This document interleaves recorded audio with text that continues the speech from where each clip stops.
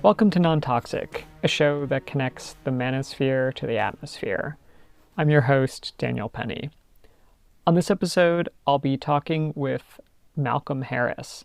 He's the author of Kids These Days and Palo Alto, and more recently, a new book called What's Left that attempts to grapple with what he sees as the three remaining viable strategies for the left to deal with the climate crisis.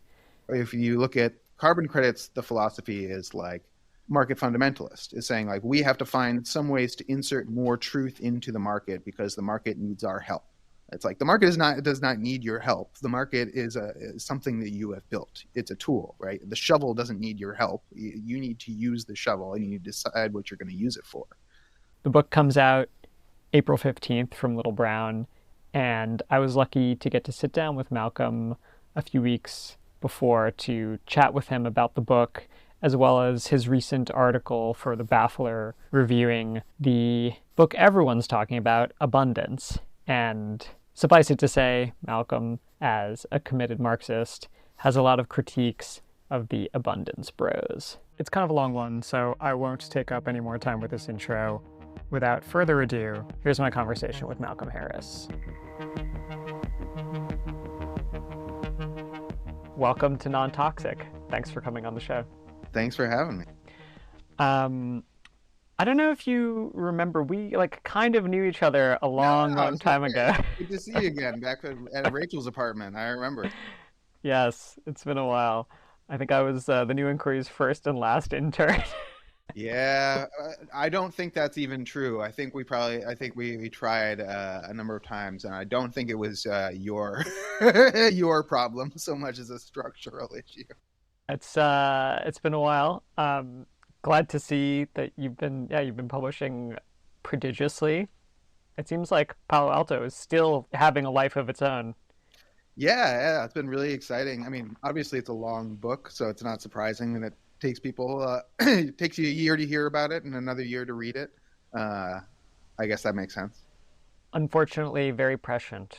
So, yeah, today I just want to focus on this book, the new book, What's Left? Three Paths Through the Planetary Crisis. It's coming out in April. The book starts from the premise that essentially our capitalist mode of production and way of life is the root cause of the climate crisis, that we live in a chain of life equals value equals oil. And the problem that so many people have in trying to move beyond our fossil economy is that it's so intertwined with every aspect of human life. So I thought maybe we could start with what, in your assessment, is the problem, and then we can get into the solutions. Yeah, so I think the problem is capitalism. I'm an anti-capitalist, but that doesn't manifest necessarily in the ways that everyone would assume it does. And so what I talk about in the beginning is the problem of uncontrollability of this world capitalist system. And one way we can observe that uncontrollability is that it's not just like evil capitalist states that have been unable to deal with climate change at the scale that's necessary. It's every institution in the entire world has been unable to deal with climate change at the scale that's necessary. Like no one has been able to figure out. There's not a state, not a company, not a community. Like no one has figured it out. There are people who've done better or worse, but as a planet, like we are failing top to bottom. And that suggests that it's not a failure of like individual character or even collective character. I don't think it's not that we're too like greedy or lazy or stupid or mean, or that our leaders in particular are necessarily too greedy or stupid or careless or mean, even though a bunch of them are, right? We live in this system that is impersonal, and that says that you have to find a way to make yourself valuable in this world if you want to be able to live, and especially if you want to be able to live well. And you're responsible for that. And that's not going to be socially planned. That's just going to be based on this system that accumulates value, and it produces value for accumulation. And if you can find your way to be valuable to that system, then you get to access the things you need in order to be a person. And I use the example of people going to work, right? Most people don't go to work every day because they think if they work really hard, they're going to get a raise and become super successful. Like, they don't think like, I'm going to go to work today and show my boss how valuable I am. And they also don't go to work because they think like, if I don't go to work, the police are going to break down my door tomorrow and like drag me to work, or drag me to jail. They go to work because on some level they know that if they don't, their ability to like house and feed themselves and care for the people around them will be withheld from them. That if you don't go to work, like, you get kicked out into the street. And there are reminders all around of like what will happen to you if you fail to find a way to make yourself valuable within the system. It's this vast impersonal system that says like, look, if your kid is sick and you need to buy the medicine, you'll smuggle fossil fuels if you need to, right? If you have to, in order to, or even just if that's the best way for you to make a life for yourself, some people are going to do it. And again, those are impersonal requirements of the capitalist system that we confront as individuals intentionally. Within that structure, there's no way to control what happens intentionally as a society. We can't say we will stop producing fossil fuels in that situation, because it will be, someone's life will depend on their ability to, right, like, smuggle fossil fuels across borders, to set up a fossil fuel extraction, or to take one over from the existing system. And the people who operate the existing fossil fuel system know this. And they're planning to sell their assets to people who are poorer and more desperate or more opportunistic than they are, in order to keep this system going, because they can't say, well, we'll just take a loss. Yeah, the idea of stranded assets, I think, is something anathema to the fossil fuel industry. If your teacher's fund is dependent on their Exxon shares or whatever, because this is the case, right? We have society itself on a very individual level tied up in these firms and their profitability.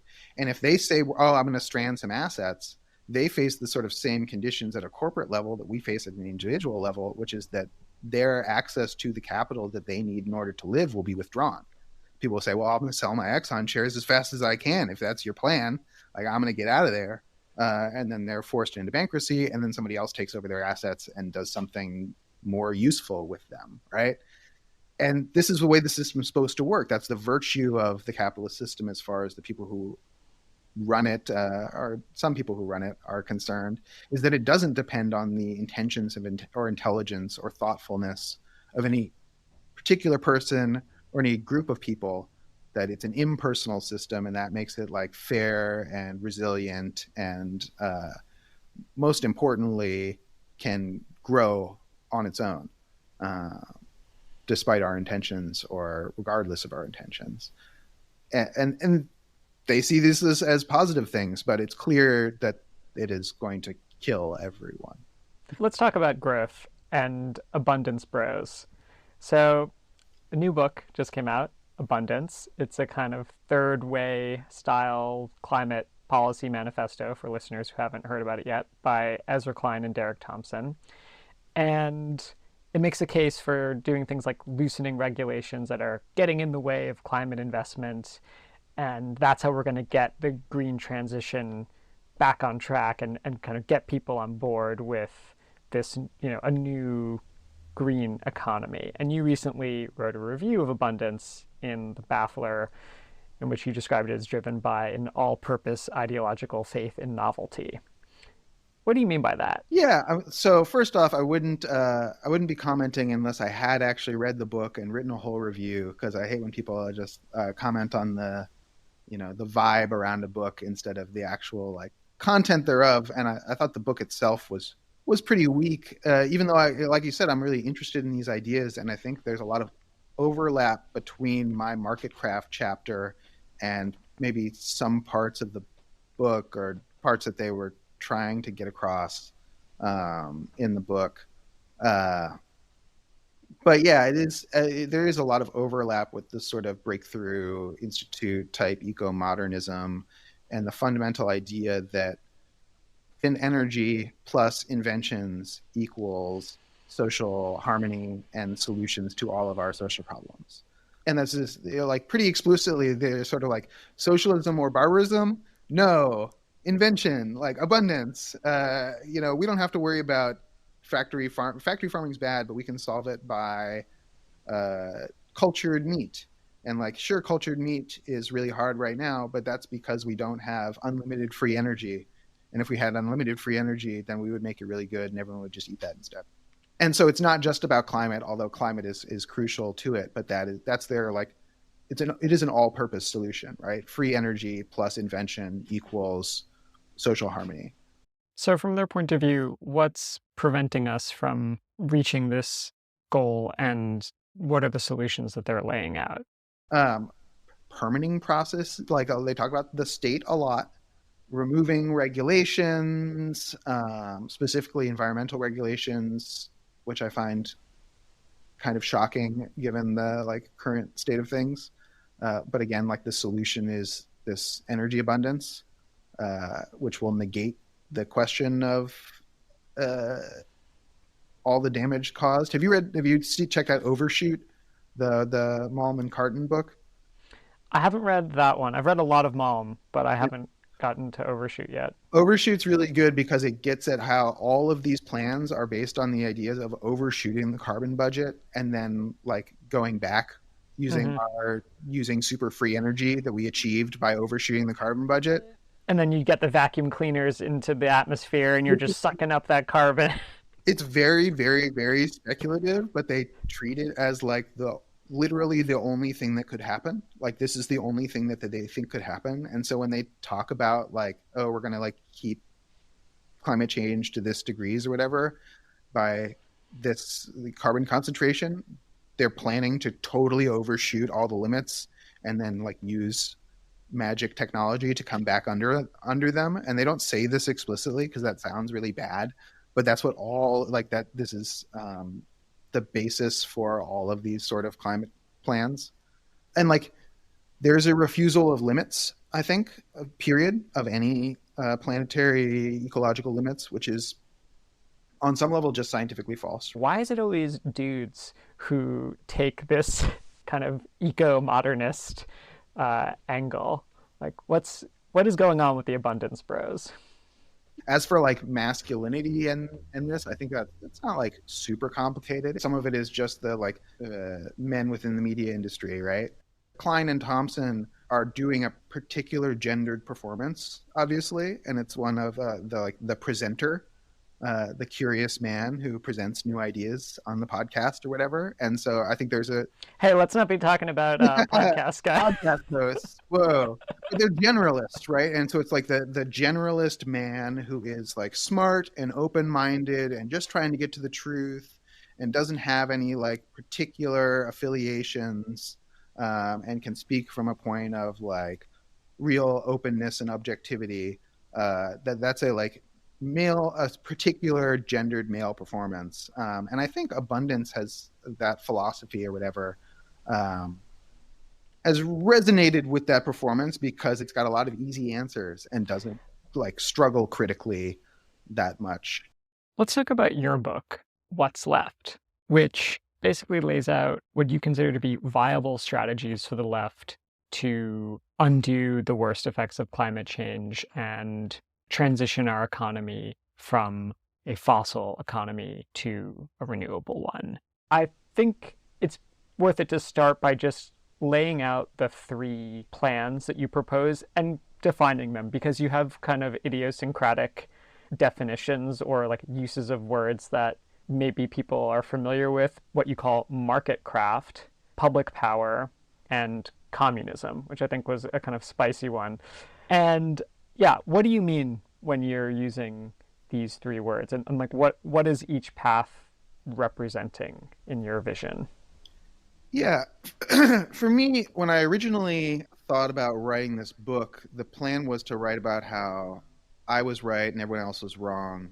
And you had to be a communist in order to solve the climate crisis. And I was going to convince everyone that their plans to solve the climate crisis without a communist revolution were hopeless.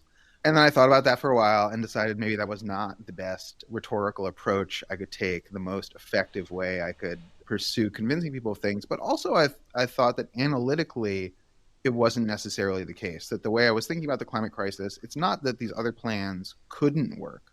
Um, and so I needed to give the strongest ideas that I could see, even the ones that I disagreed with. I wanted to present them as strong as I possibly could. And this is what I see as like the spectrum of viable plans to deal with the planetary crisis, which is the climate crisis, but also deeper than the climate crisis, as maybe this show demonstrates. Right, there are connections between all of the problems we're having are at the level of the totality, at the planetary level, not just within one part of that system. Mm. And so I wanted to look at the different strategic analytical approaches on the left that I saw as viable and give the strongest argument for all three of them. So let's maybe go point by point. Let's start with marketcraft. What do you mean by marketcraft? Yeah, absolutely. So, and I don't use political identities to sort of talk about these strategies, both because I think there is a diversity of political identities within these categories, but also because I was hoping to get people to not like react in a sort of identity way to these strategies and get to like hear them out on their own terms. And so I tried to uh, use non-triggering words, and that worked for maybe the first two categories. And I couldn't get there on the third, which we'll talk about. But marketcraft is this term used by a political scientist named Stephen Vogel, and he compares it to statecraft. He says like the job of a government is to create the conditions for the market, and that's as important a job for state as statecraft itself, as like international relations. You also have to have the foundations of the market. And for me, what was really useful about this term and this perspective is that it gets away from the sort of regulation, free market binary, or like government intervention or non-intervention. And I think like we've seen a bit of a turn towards more marketcraft lately, but for the period that you're talking about, we've seen more of a like really neoliberal approach from these center left parties where they're talking about deregulation. Mm. Marketcraft says that like, well, there's no such thing as deregulation, right? Because the whole basis for market interactions is created by public policy in the first place. Let's actually explain that for a moment because I think a lot of people are used to this idea like there's the state and there's the market, and that those are kind of two separate spheres, but actually that's not the paradigm that you're starting from. So can you explain? Yeah, well, I think another paradigm that maybe even the dominant one is the market at the base and the state on top. That the state is some like addition to the fundamental market state of nature, and that's what I think of as market fundamentalism. And I think it's market fundamentalism that sort of dominated people's imaginations about the relationship between the state and markets. So this isn't just like carbon credits. No, no. In fact, it's the opposite of carbon credits, right? If you look at carbon credits, the philosophy is like market fundamentalist, is saying like we have to find some ways to insert more truth into the market because the market needs our help. It's like the market does not need your help. The market is something that you have built. It's a tool, right? The shovel doesn't need your help. You need to use the shovel and you need to decide what you're going to use it for. And that has profound implications for climate development, because we are in a place where we find ourselves unable to make the climate investments that we need to make. And it's very clear that we're unable to do so. It's like we're supposed to be spending, in the trillions. Yeah. And we're spending in the billions. Magnitudes lower. And now it will be lower than that, right? Because now private capital is now scared to enter the green space, rightly so, after this turn that we've seen globally. So I think that doesn't close the door for marketcraft, though, because the radical end of marketcraft, when you talk about people like Saul Marova and people talking about a national investment authority, or people who are doing the same work in China, right? Like we're not just talking about the U.S. here. That marketcraft can mean seizing that planning prerogative from private capital and saying like, look, we need to build a lot of renewable energy. Like, I don't care if you think this is going to be sufficiently profitable or not. Like, we are appropriating society's resources, and we have the tools of marketcraft to do so within a market system. What Like does that look like? marketcraft, like you can spin up tons of money. So the Greenhouse Gas Reduction Fund, which was maybe the biggest accomplishment of the Inflation Reduction Act, is able to leverage tens of billions of dollars into hundreds of billions of dollars through the capital system, right? Through loans to banks that can leverage those funds to then businesses that are going to make investments of actual capacity to like put solar panels on roofs or whatever. And that's why I like the resonance between marketcraft and witchcraft, because finance is like witchcraft in that way, that we're like using abstractions to change the things that are happening in the real world. And what progressive market crafters say is that we can use this power, this occult power of marketcraft, to whip up the markets for the things we need. We can actually use our reason and intelligence to create markets for the things we need. We are not subject to, the will of some entity called the market that we must please, or we will be in trouble. Things like we're not going to issue any new permits to, for any more drilling or, Absolutely. whatever. Right. So that was the Roosevelt Institute's take on permit reform. They were like, well, how should we look at permit reform from a climate perspective? Should it just be like we get rid of permitting requirements and then we can build more solar panels faster? And their big takeaway was, no, we should use the permitting requirements to stop all fossil fuel permitting. Like that would be a good use of permitting requirements. Then it would be really easy to build renewable electricity because it would be the only type that you could. And that's what we should do. At least that's the market craft perspective. Hey, are you enjoying this episode of Non-Toxic? I bet you are. Now would be a great time to hit pause and rate and review the show. Or even better, to text someone you know about how much you're enjoying this episode of Non-Toxic with Malcolm Harris. It's through your recommendations and your support that other people can find this show. Thanks for listening, and now back to my conversation with Malcolm Harris. Let's talk about public power. Yeah, let's keep it moving, right? I could go on and on about each one of these because there's so much diversity within them. But one of the problems with marketcraft is that you're ultimately still subject to the choice of private actors, of private capital. You can rig the game, but they still have to play the game. They still have to play the game at a certain degree. You can like push the pieces around or whatever, but it doesn't work. It's not going to be a vibrant system unless you get cooperation. And they can just sort of decide not to. They can coordinate and decide not to, and they can break the rules, which they do. And I talk about a lot of the ways that private capital can try to escape the strictures of marketcraft because they are market fundamentalists. They don't believe that they are subject to public policy. They can take their capital elsewhere through capital flight. They can try to not pay any tax. They can do all kinds of things. Overthrow the government. Launch a coup. Or even just spend a shit ton of money to elect people that they want, which we've seen. And so the second strategy says, public power says, look, we need to just do it. If we want to build and I talk about pump storage hydropower, which is the absolutely dominant form of grid scale energy storage, both in the United States and the world. And the United States has stopped building it, hasn't built one for decades. And at a certain point, we have to say, look, this may or may not be something that private capital is willing to do, no matter how we arrange the market. At a certain point, we have to be willing to just grab the stuff and build what we need. And that's what public power says. So public power is like the big green state. Sometimes it's been referred to when people talk about expanding the Tennessee Valley Authority to a nationwide institution that's able to leverage its balance sheet provided by the government to build actual infrastructure. Let's talk about the Tennessee Valley just for a moment, because I think a lot of people maybe don't know what the known as the TVA. What is that? Why do you think that that's an important model for this idea of public power? And what do you mean by expanding it? Since like the Tennessee Valley, it is the size that it is. Right, but it need not be. There's no, just because that's the name doesn't mean it couldn't be a national authority. And this was a Roosevelt era institution that was built to electrify the South, basically, the Southeast.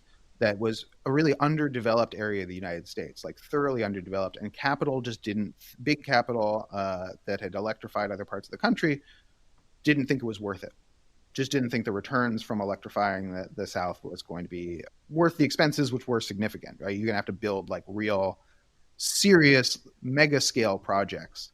And so the state endowed this company. It's a state-run company, owned enterprise called the Tennessee Valley Authority that built dams and pumps it up through pump storage hydropower, which I talk about a specific TVA installation a lot in the book, and it was extremely successful at building these mega scale power projects and running them on behalf of the public through the state's financing. And this is not just marketcraft, because they're not a market player in the same way that some of these other ones are. They're a state-owned enterprise. There have been criticisms, right? I mean, there were ecological ramifications for what the TVA did. They reshaped all of these bodies of water. They flooded some places, and whole communities had to move. So, can you talk a little bit about the tensions of public? Because I think that's like the sort of fear when people hear about like the state just coming in, using eminent domain or its other powers to evict people, build this project. Doesn't really matter what people say, steamroll them, and that's kind of like a primordial fear of like liberals, that this will happen to them, especially if it's on like their nice country house lake or something like that. Yeah. Well, and so public power, I think the like a public power advocate might say like good, right? Like that's what should happen. Like we're trying to plan an energy transition, and you can't stand in the way because you like your house or even your neighborhood. That those sacrifices have to be made, and we need an authority that's capable of making them. Otherwise, we're just not going to build the capacity that we need in the time scale that we need to build it in. However, as we could transition into the third strategy, like there are legitimate critiques of this strategy, right? Because it leads to the creation of sacrifice zones. Because it's one thing to say like, yeah, we need to get you out of your car, you need to take the subway into New York. It's another thing to say like, we're going to destroy the reservation where you live on, right? And where like the only place where your community has ever lived, we're going to destroy it because we decided it's an advantageous place to build a wind farm. So I quote a Sami leader in like northern Scandinavia, in Samiland, talking about, I think it was Norway's plan to build a wind farm in Sami territory because it looks really empty on a map. That they look at that and say like, we just throw as many wind turbines up there as possible. It's super windy and there's nothing there. And he said, this guy, I think it's Aslak Hamburg, said, yeah, it probably looks empty to them. Like they don't know it at all. Like they don't know where we live, but this area actually supports life, a whole web of life, not just human life, but yes, human life, but like a whole reindeer herding ecosystem that these people who are doing this public power planning on our public behalf don't understand, and can't understand because they've taken this whole national territory in this abstract way, and they just need to get this much energy at the lowest cost. So I guess let's talk about point three, which you call communism. What do you mean by communism as a viable strategy for the left, and what is that adding or kind of doing differently than the first two? Yeah, so communism, as I talk about it, involves the breaking of the connection between the value system and life. Because if we say that the fossil fuels are valuable and the value system is how we reproduce our lives or how we make our lives, we're going to have to find some way to break that chain in order to get the kind of control we need in order to have an energy transition at the scale that's required. And so the communist strategy says, look, we need to, instead of arranging our access to the things that we need, the people's access to life itself around the system of value production, we need to break that connection and arrange our social metabolism, the way that we interact with each other intentionally around the principles of to each according to their needs, from each according to their abilities. And that's not a like unique idea in terms of how it's and Marx never claims to have invented the idea of communism. But the codification and its like conscious understanding of itself at a world level is communism. That just is historically what the communist movement is. And for me to try and like dissemble and use a like, oh, it's communalism, it's communism, it's, you know, whatever, would be being less than honest, I think, and less than my best for readers. And that wasn't something I was willing to do, even though I think there would have been some strategic advantages to saying like communalism. Also, like all it takes is like someone to Google you, and they're gonna find out kind of where you stand anyway. So Yeah, I mean, I'm a communist. I'm not like shy about that. Like, I'll say that all day long. I'll say that in a court with my hand up. You know, like there's no way around it. And so, whatever success I've had as a writer, it's come from being honest with my readers, and I'm not going to stop now. So, what does this version of communism look like in what's left? Like, what? I don't think you're saying we need to build the USSR within the United States. The third section is definitely not a call for the USSR or state socialism. In fact, I think a reader would be inclined to say, like, wait, wasn't that just the last chapter? Like, didn't we just do that? Is where like organized labor ceases the means of production? Isn't that communism? But no, that's I'm talking about it in terms of this from each to each communist invariant. And so there are societies that exist that way currently. There are 500 million indigenous people in the world who currently live in societies that are not arranged around value production for the most part, but are arranged around interactions with the local ecology, with the particular place in which they live. And so I talk about a lot of those societies in terms of communism and communal existence. I talk about like resistance communes, because that's a form of resistance that has been growing, maybe subterraneanly in some ways. Like, the Oaxaca commune was a resistance project. You talk about Stop Cop City. Another formation I talk about in that chapter is Venezuelan communes, which is a really interesting, once again, interesting tension between public power and the Venezuelan state, which is obviously very fossil fuel based. It's another one of the weaknesses of public power that I talk about, is that like then you need to, if you're running a country, are responsible for the quality of the life of the people that live in that country. And one of the ways in which you can ensure that is by burning fossil fuels and selling fossil fuels if you have them, in your territory. And that's not even unique to the fossil fuel economy, right? I mean, there are going to be countries where they're going to be fighting about, do we export our lithium? Do we export our minerals, our nickel, our copper? All of these materials that are going to be key inputs for the green transition are also going to create problems.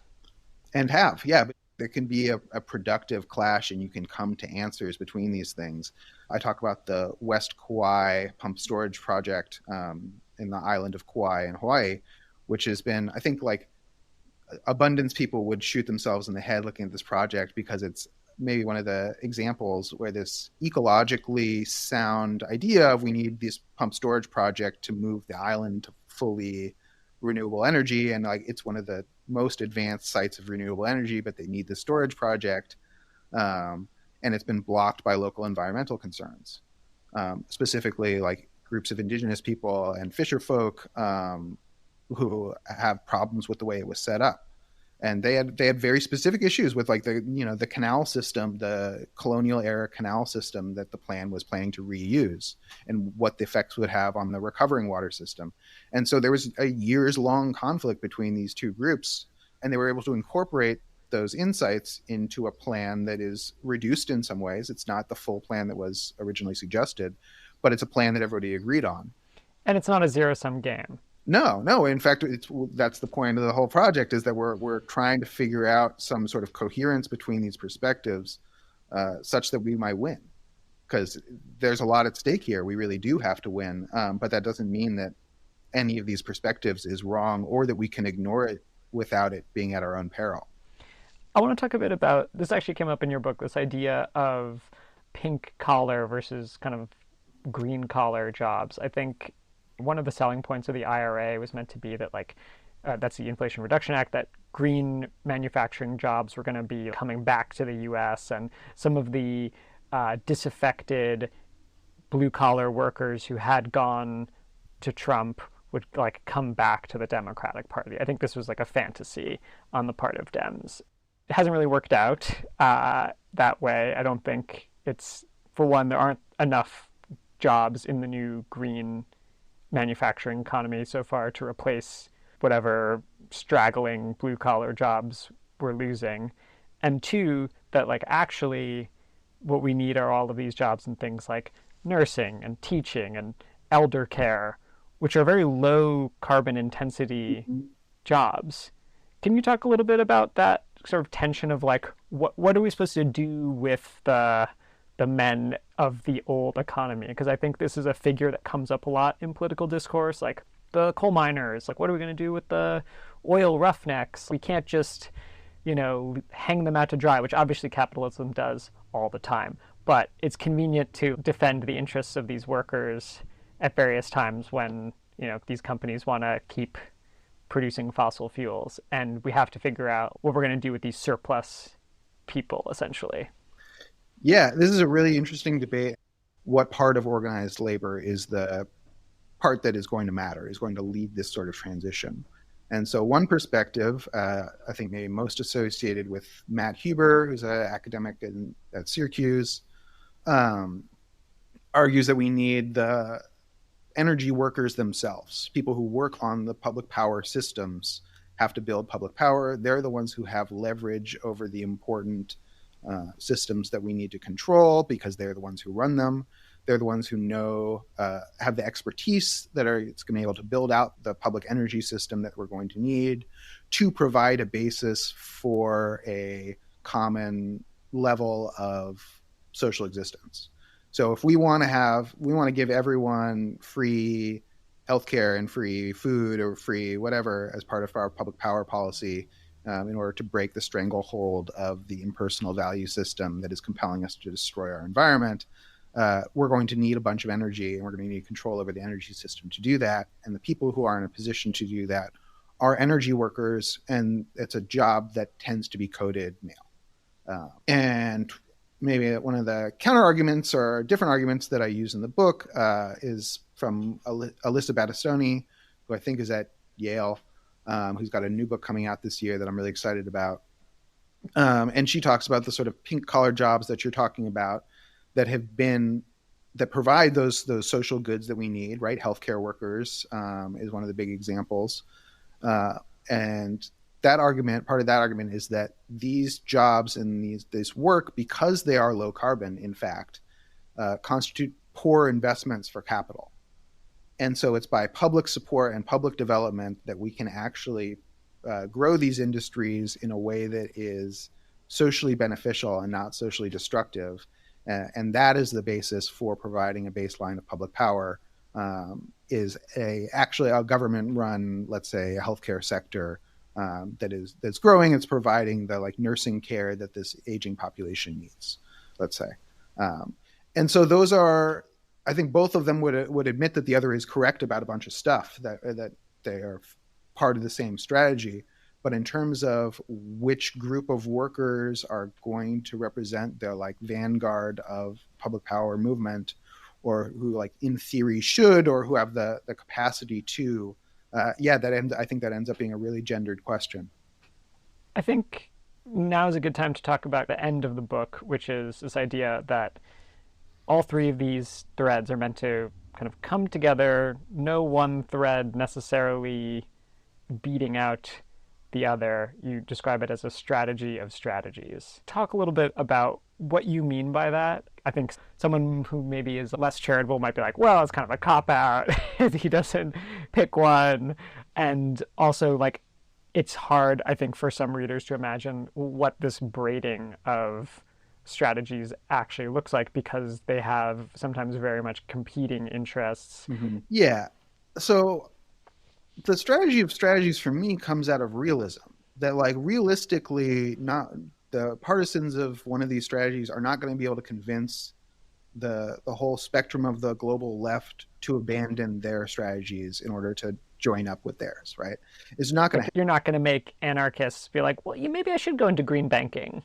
right. Probably, I don't think so. Certainly not all of them, right? It's certainly not enough that we can create a social counterforce to capital through that sort of unification by convincing people to abandon their politics. And for some people, it means like abandoning their like indigenous community that has existed for hundreds, thousands of years or whatever, you know, like we're talking about like abandon like your place, your country, your whole way of life or something. And like, you're just not going to be able to convince people to do that probably. Like you might be able to destroy their way of life if that's what you're planning to do.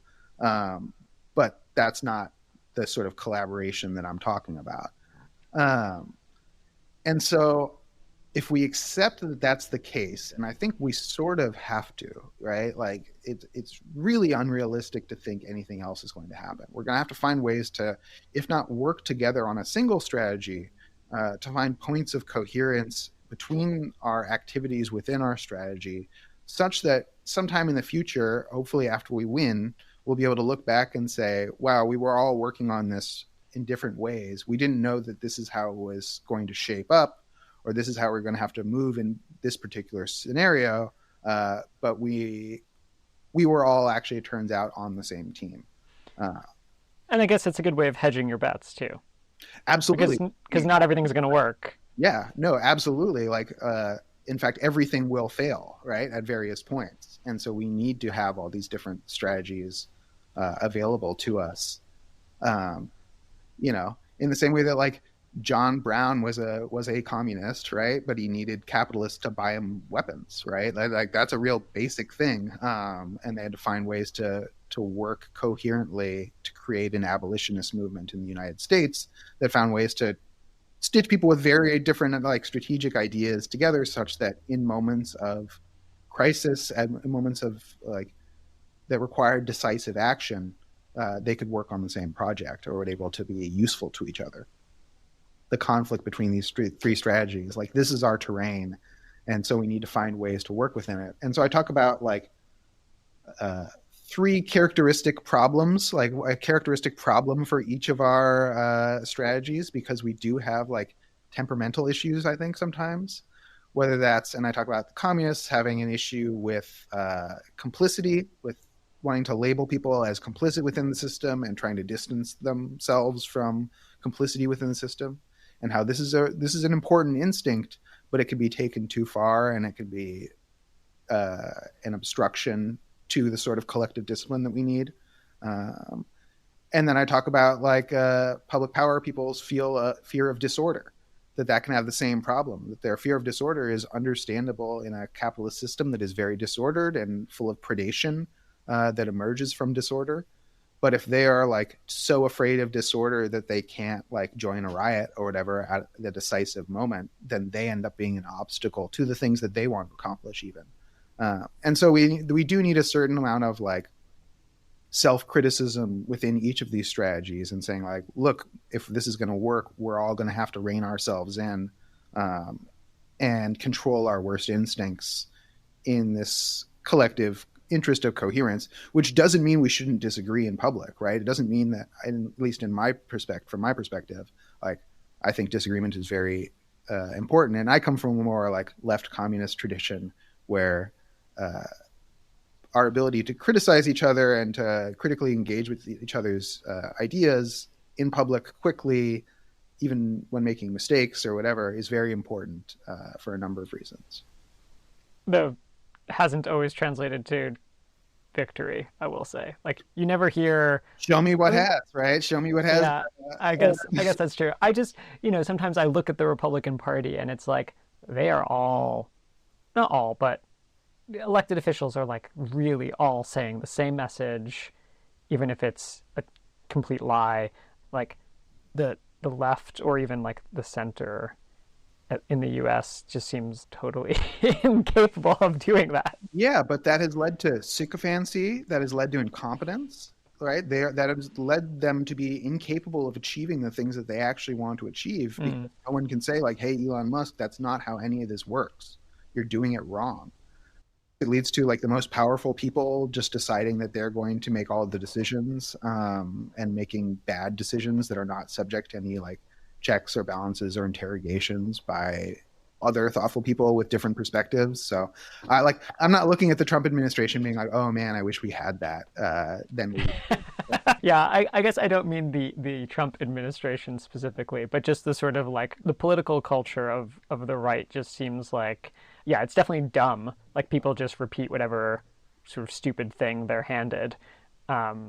But also they like manage to all say the same thing. Yeah, well, which would be nice if everyone was saying what you think or what I think, or like what it would mean is like actually you have to repeat the abundance talking points and that only, right? You can only talk about how we need to like build more apartment buildings by decreasing regulation. And like if you don't do that, you are obstructing, right? They are actually better at this than anyone. Like the abundance faction, you don't see anyone criticize anyone in public, which means that you have like absolute fucking psychos like Noah Smith or whatever, as well as just like total incompetent hacks who have never held a real job, who just like work at some nonprofit for some billionaire, tweeting all day, representing the whole tendency. And none of the people who are like actually smart at all can say like, this guy's a fucking idiot. Like no one shut up. Never happened. Whereas Marxists, like you could be the smartest, most thoughtful Marxist in the world, and there'll be like 100 other Marxists being like, here's why you're not just wrong, but like a bad person, for better and worse, right? But I think mostly for better. I would rather be in our situation than their situation. Again, even if it seems advantageous at the moment, I don't think that's how it works in the medium term. I don't think like trying to escape from critical thought is a good strategy for progressives. Maybe I'm biased, I obviously like that's my job in some degree, but I think it's true. I really do. And so I think this book for me is an effort to apply that sort of critical thinking as best I can across the whole field. Well, Malcolm, it was a pleasure to have you on Non-Toxic. The book is What's Left? 3 Paths Through the Planetary Crisis, out from Little Brown this April. Find it in a bookstore near you. Come check out the tour. If you are in, let me list the cities real quick. Philadelphia, New York City, Chicago, Los Angeles, San Francisco Bay Area, Seattle, Portland, Baltimore. If you're in any of those places, come check out the What's Left tour. Come complain in person. All right, Malcolm, it was a pleasure. Thanks for having me. And that's it for this episode of Non-Toxic. As always, I'm your host, Daniel Penny. Music for the show is by Nathan Sharp. Artwork is by Sam Creasy. You can sign up on our Patreon to support Non-Toxic. It's patreon.com/non-toxic-podcast. You can also find us on Substack for the Non-Toxic newsletter. And if you'd like to pick up a copy of Malcolm's book, it's out April 15th at a bookstore near you. Thanks for listening, and more bonus episodes soon.